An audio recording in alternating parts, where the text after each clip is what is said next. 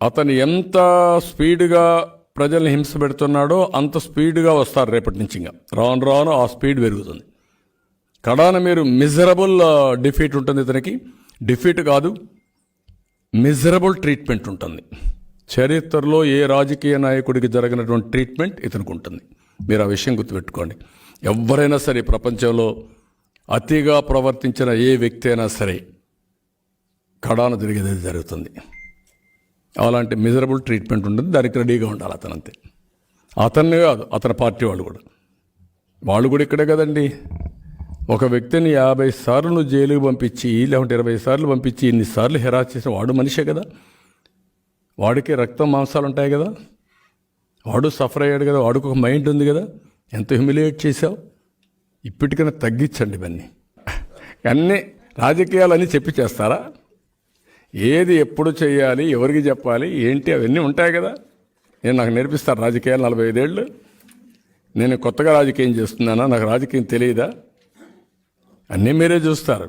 నేను ఒకటే చెప్తాను, ఈ రాష్ట్రాన్ని కాపాడాలి, భావితరాల భవిష్యత్తుకు భరోసా ఇవ్వాలనే వాళ్ళు ఎవరైనా సరే వైఎస్ఆర్ కాంగ్రెస్ పార్టీ పోవాలి.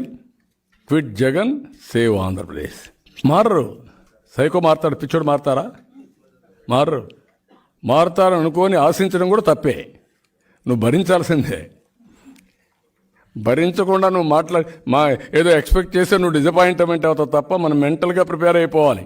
ఇప్పుడు ఏమన్నాడు సుప్రీంకోర్టు? ఏం చెప్పారు?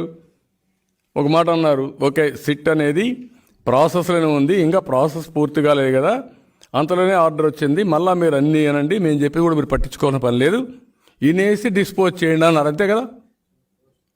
ఏంటి దాంట్లో ఆనందం? ఇప్పటి నుంచి మేము కేసులు పెడతాం అంటే ఏంటి? దేశంలో చట్టం లేదా?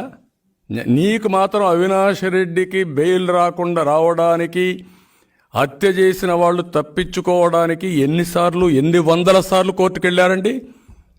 కడాన సుప్రీంకోర్టు ఏమైందండి, హైకోర్టు ఏమైంది, చీ కొట్టారు. ఏంటి ఆ బుద్ధి ఉందా లేదా? ఎన్నిసార్లు వస్తారు మీరు ఇక్కడికి? మార్నింగ్ వస్తారు, సాయంత్రం వస్తారు, నెక్స్ట్ డే పరిగెత్తి వస్తారు, ఇంకొక లాయర్ వస్తాడు.